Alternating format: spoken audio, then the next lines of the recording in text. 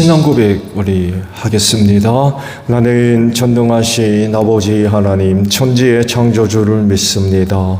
나는 그의 유일하신 아들 우리 주 예수 그리스도를 믿습니다. 그는 성령으로 잉태되어 동정녀 마리아에게서 나시고 본디오 빌라도에게 고난을 받아 십자가에 못 박혀 죽으시고 장사된 지 사흘 만에 죽은 자 가운데서 다시 살아나셨으며 하늘에 오르시어 전능하신 아버지 하나님 우편에 앉아 계시다가 거기로부터 살아있는 자와 죽은 자를 심판하러 오십니다. 나는 성령을 믿으며 거룩한 공교회와 성도의 교제와 죄를 용서받는 것과 몸의 부활과 영생을 믿습니다. 아멘. 찬송가 179장 부르시고 말씀을 봅니다.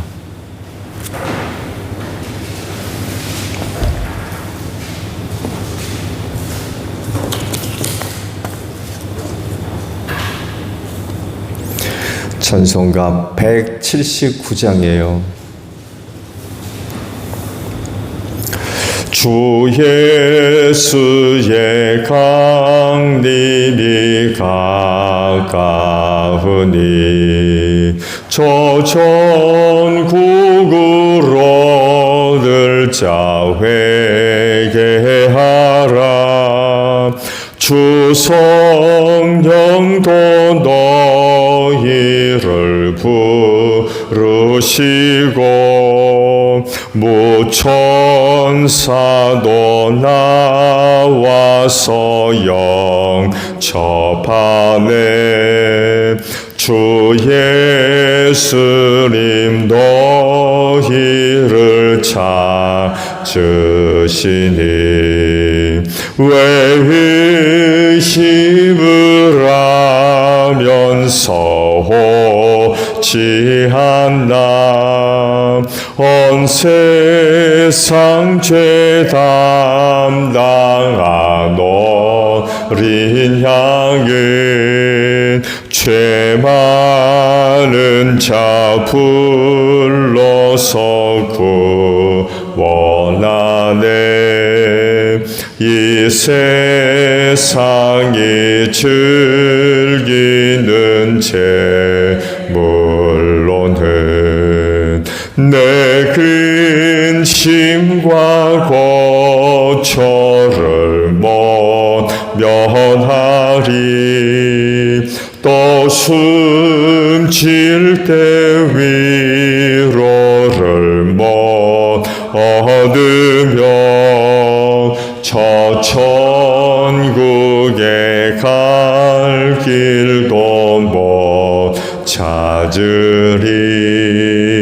내 아버지 주시는 생명양식 다 배불리 먹고서 영생하라. 거듭심을 버리고 주께 오면 그 한없는 자비를 힘입으리. 말씀을 봅니다. 에스겔서 29장 17절에서 30장 9절까지 있는 말씀을 봅니다. 제27년 첫째 달 초하루에 주님께서 나에게 말씀하셨다. 사람아, 바벨로니아의 느부갓네살이 두로를 공격하려고 큰 군대를 동원하였다.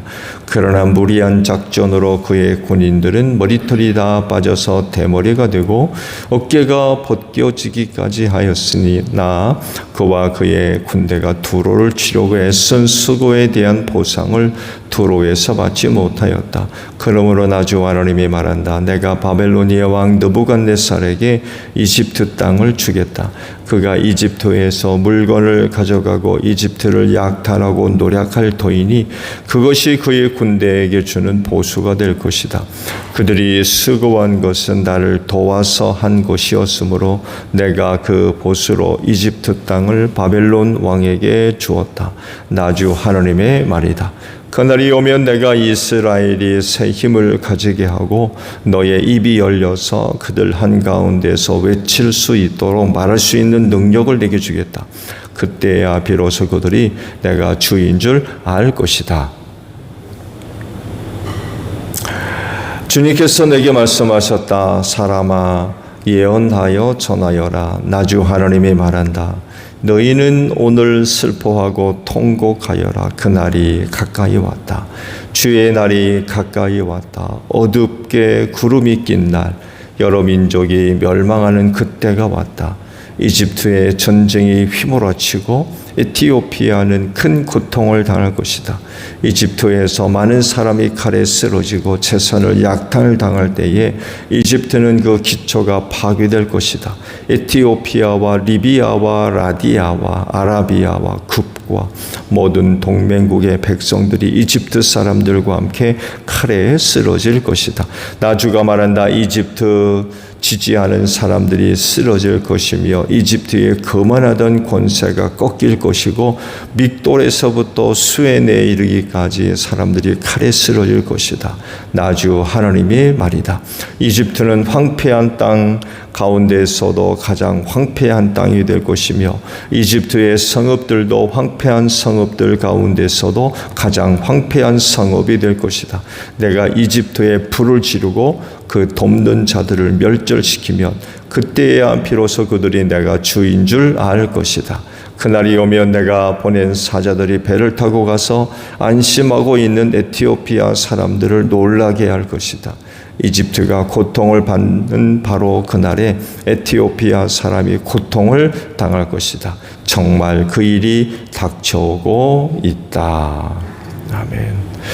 오늘 아침에는요 21절에 있는 말씀을 보려고 합니다. 그날이 오면 내가 이스라엘이 새 힘을 가지게 하고 너의 입이 열려서 그들 한가운데서 외칠 수 있도록 말할 수 있는 능력을 내게 주겠다.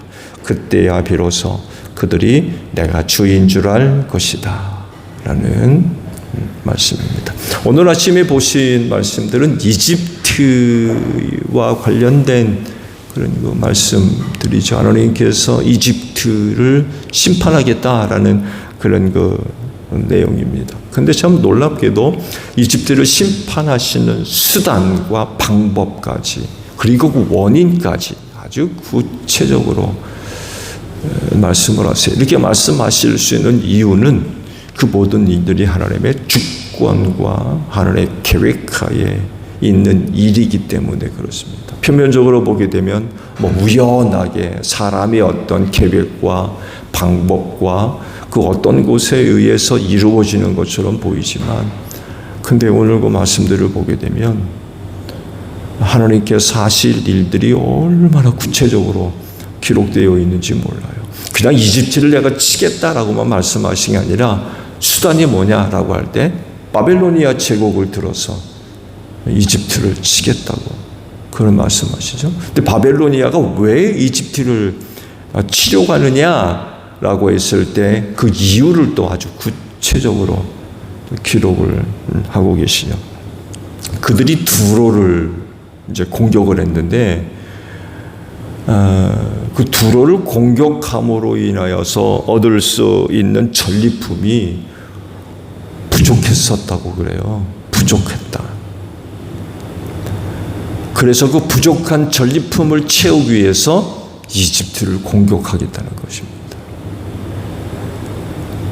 고대 사회에서 전쟁은 단순히 영토를 넓히는 목적을 넘어서서 국가적인 혹은 개인적인 부를 얻는, 부를 누리는 수단이기도 했습니다.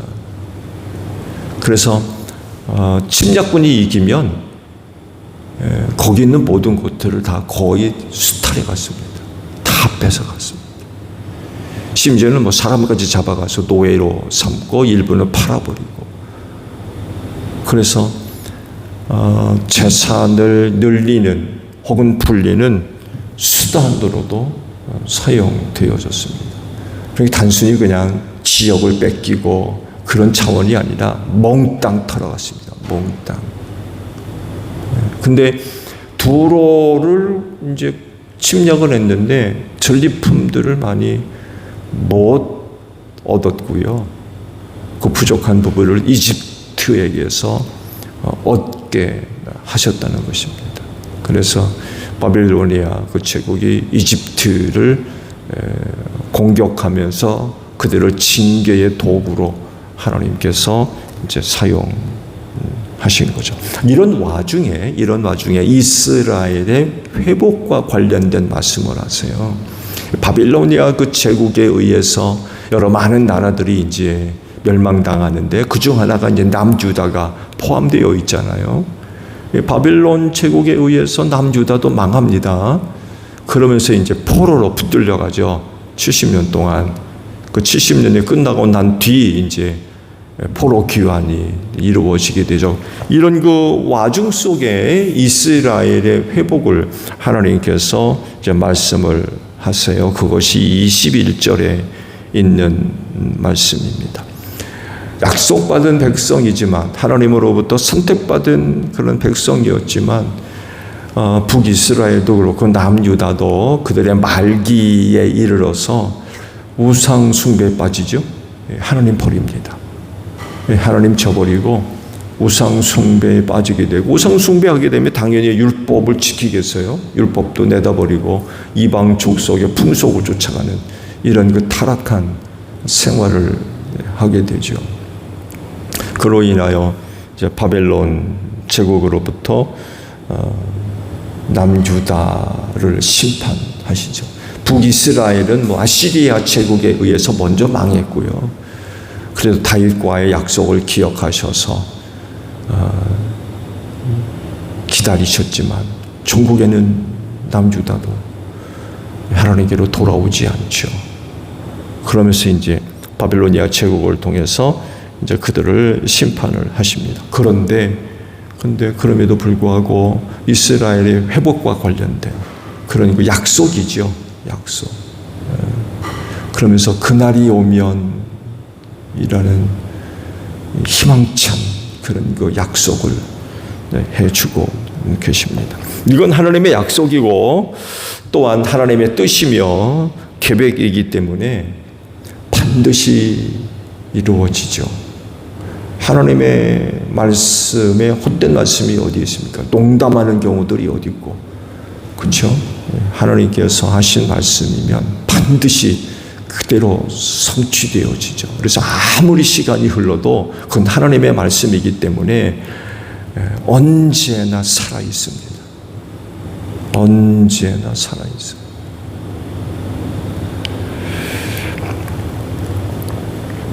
그래서 중요한 두 가지가 있어요.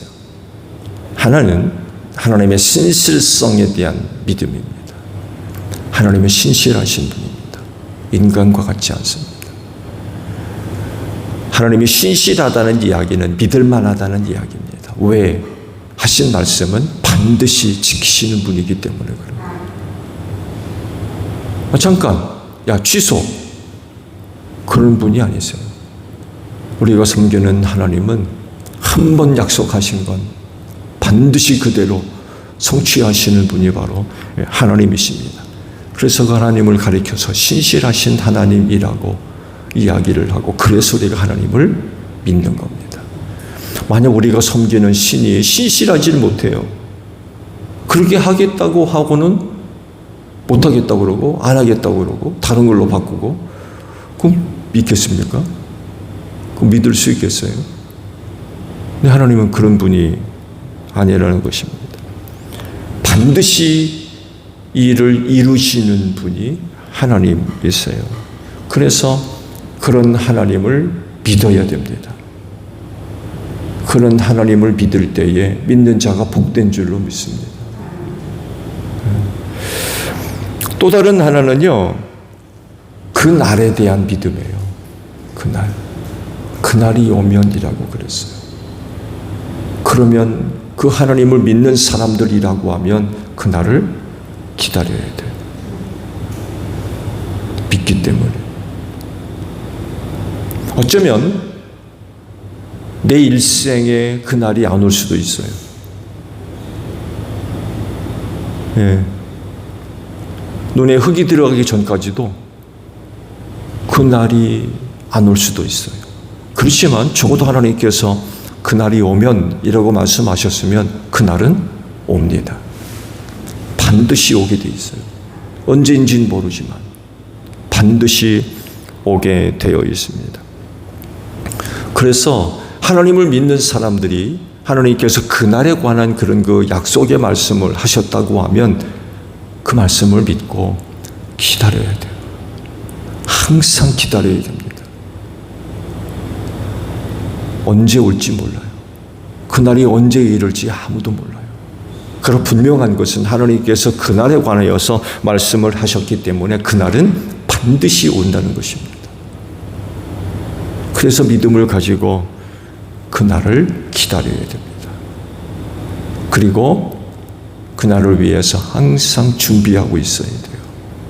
그 좋은 예가 열처녀에 대한 비유의 말씀이죠. 신부의 친구들이 신랑을 이제 맞이하게 됐지요. 영광입니다. 개인적으로 들러리로 뽑혀서 신랑을 맞이하게 됐다라고 하는 건 개인적으로 큰 영광이죠. 근데 아시다시피 결혼식은 저녁에 이루어지잖아요. 그러면 등불을 켜서 신랑을 맞이해야 되는데 온다는 신랑이 늦어지는 거예요. 근데 다섯은 기름 준비해 뒀죠. 근데 다섯은 기름을 준비 안 했대요. 이게 뭘 얘기해요? 신랑 반드시 온다는 거죠. 언젠지는 모르지만 반드시 와요. 늦어지다 보니까 다 잠이 들었어요. 근데 갑자기 신랑이 온다라고 외침의 소리를 들으니까 불 켜고 나갔는데 다섯은 불이 꺼지는 거예요. 기름이 없어가지고. 그래서 그날에 대한 믿음을 갖고 있으면 그날을 기다릴 뿐만이 아니라 그날을 맞이할 준비를 하게 돼 있어요. 다섯 처녀가 바로 그 좋은 예입니다. 이렇게 믿음을 갖고 있으면 엄청난 차이가 발생하는 거예요. 그날이 반드시 올 것을 믿기 때문에 언제나 믿음을 가지고 기다릴 뿐만이 아니라 그날을 맞이할 준비도 항상 하고 있다는 것입니다. 그날은 하나님이 정한 시간이죠. 그 내가 정한 시간은 아닙니다. 하나님께서 그날에 관해서 말씀을 하셨으면 그날은 하나님의 시간입니다. 결코 인간이 내가 그 시간을 정하고 그럴 수 없어요. 근데 하나님이 그날에 관해서 말씀을 하셨을 때에 몇 날 며칠이라고 하지 않았어요. 그냥 그날이라고 그랬어요. 하나님만 아시는 날이에요. 그 주님이 그러잖아요. 당신의 재림과 관련해서 말씀하실 때 그건 아버지만 아신다고 했어요. 나도 모르고 아들도 모르고 천사들도 모르고 누구만 아신다? 아버지만 아신다. 그러면서 그런 말씀, 항상 깨어 준비하고 있어라. 언제 올지 모른다. 언제 올지 모른다.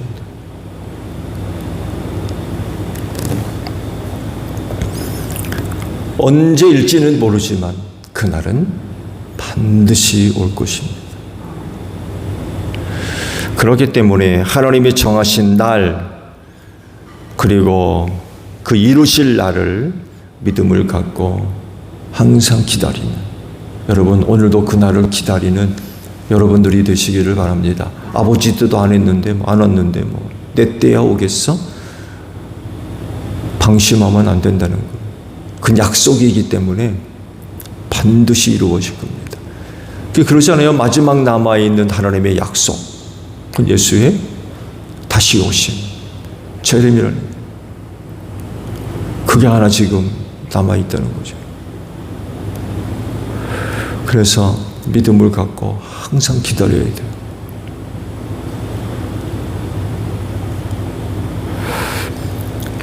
예수의 출생과 관련된 사건들 여러분 아마 잘 아실 겁니다. 별을 연구하는 동방 박사들이 왕의 출현을 알리는, 출생을 알리는 별을 발견하게 되죠. 근데 놀랍게도 별이 움직이는 거예요. 서쪽으로. 그러면서 그 별을 따라오다 도착한 곳이 유대였죠. 그래서 예루살렘에 들어가서 이와 같은 사실을 알리니까 예루살렘이 발칵 뒤집혔다고 그러죠. 근데 반응을 보인 사람들은 헤롯 대왕이었어요. 알아보죠. 성경에 이와 같이 예언된 게 뭐냐라고 확인해 보니까 베들레헴에서 태어난 군대를 보내가지고 2살 아래의 남자아이들을 다 죽이죠. 비극적인 일이 일어났지만 그와 같은 소식에 반응을 보인 사람은 헤롯 대왕밖에 없어요. 그걸 알고 있는 사람들이 있었습니다. 성경이 어떻게 예언되어 있는지 알고 있는 사람들이 있었어요. 한 사람도 반응을 보이지 않습니다. 그때 이제 반응을 보인 사람들이 누구였어요? 목자들이었죠. 목자들. 일용직, 품꾼들. 그러니까 유대 사회에서 낮은 사람들, 가난한 사람들, 멸시받고 무시당하고 천대받는 사람들.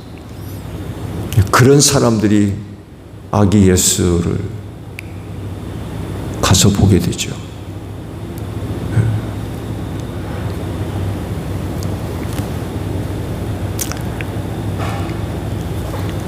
누구 하나 알고 있음에도 불구하고 누구 하나 반응을 보이지 않아요.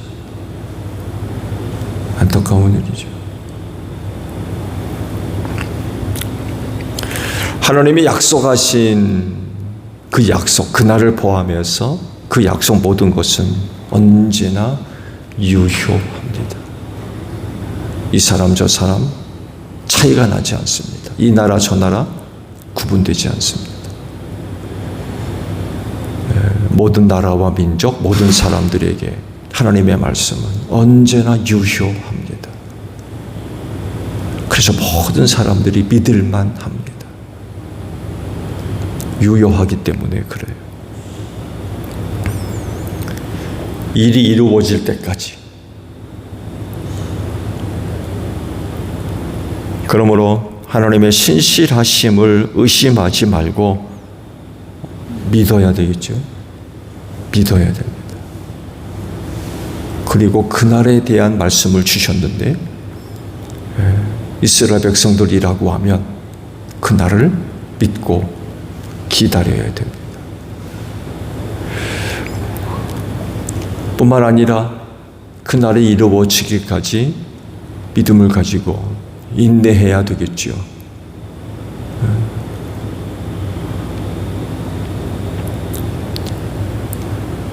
악한 영들의 세력들이 그날이 순탄하게 이루어질 수 있도록 구경하겠습니까?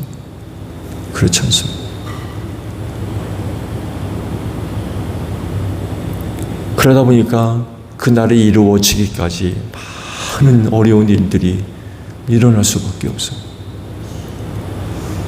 그러다 보니까 그날이 이루어지기까지 어려운 일들을 겪을 수밖에 없어요.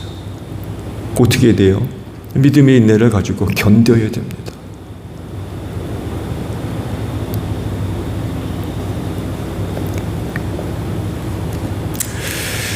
하나님의 신실하심을 의지하지 말고 믿고 믿음의 인내를 가지고 그 날을 기다리고 준비하는 그런 그 모습들이 꼭 있어야 됩니다. 누가복음 2장에 있는 말씀을 보게 되면 두 사람의 이름이 기록되어 있어요. 예수님이 정결 예식을 치르고자 성전에 올라갔을 때에 그곳에서 만난 두 사람에 관한 말씀이 언급되어져 있습니다. 하나는 시므온이라고 하는 사람이고 또 다른 하나는 안나라고 하는 여선지자 이야기가 짤막하게 기록되어져 있습니다. 여러분, 그들이 우리에게 이야기하는 게 뭐예요? 그 두 사람 모두가 다 메시아와 관련된 말씀을 받은 사람들이었어요. 근데 문제는 뭐냐면 그들이 언제 메시아를 만날 거냐는 거예요. 언제 메시아를 만날 거냐. 그렇지만 그들은 그런 말씀을 받았기 때문에 믿음을 가지고 그날을 항상 기다립니다. 어디서? 성전에서 항상 기다립니다. 그러다가 정결 예식을 치르기에 올라온 예수를 만나게 됩니다.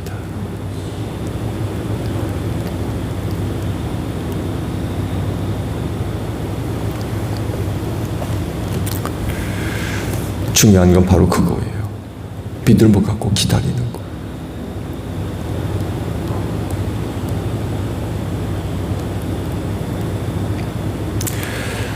하나님께서 모든 그리스도인들을 위해서 한 날을 정하신 줄로 믿습니다.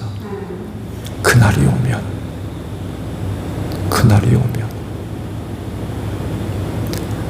그 주를 믿는 사람들이라고 하면 그날을 믿고 기다리고 있는 사람들입니다. 무슨 일이 있어도 그날을 기다리면서 어떤 일이 있어도 그날은 결코 취소되는 법이 없거든요. 언젠지는 모르지만 반드시 일어날 그 일. 믿음을 갖고 항상 기다리는 사람이죠. 신앙생활 속에서 이런 것 생활이 절대로 빠질 수 없어요. 하나님이 약속하신 그날이 언제가 될지는 모르지만 하나님께서 약속하신 그 날이기 때문에 반드시 이루어질 거라는 거예요. 그래서 항상 그날을 기다리는, 믿음을 갖고 기다리는 그런 생활이 바로 신앙생활이 되어져야 된다는 거죠. 그렇진데 하나님께서 그날을 약속해 주셨고 우리 또한 그날을 약속받은 사람들이기 때문에 믿고 그날을 기다리며 또 그날을 맞이할 수 있는 그 준비를 항상 갖출 수 있는 여러분들이 되시기를 바랍니다. 그럴 때에 그날을 은혜의 날로, 그날을 기쁨으로 맞이하게 될 줄로 믿습니다. 우리가 이런 날이 없이 그날을 갑자기 맞이하게 되면 아마 울게 될 거요. 울게 될 겁니다. 그렇게 되지 아니하려면 믿음을 가지고 그날을 기다리고 사는 여러분들이 되시기를 바랍니다. 주기도문 합니다. 하늘에 계신 우리 아버지, 아버지의 이름을 거룩하게 하시며 아버지의 나라가 오게 하시며 아버지의 뜻이 하늘에서와 같이 땅에서도 이루어지게 하소서. 오늘 우리에게 일용할 양식을 주시고 우리가 우리에게 잘못한 사람을 용서하여 준 것 같이 우리 죄를 용서하여 주시고 우리를 시험에 빠지지 않게 하시고 악에서 구하소서. 나라와 권능과 영광이 영원히 아버지의 것입니다. 아멘. 기도합니다.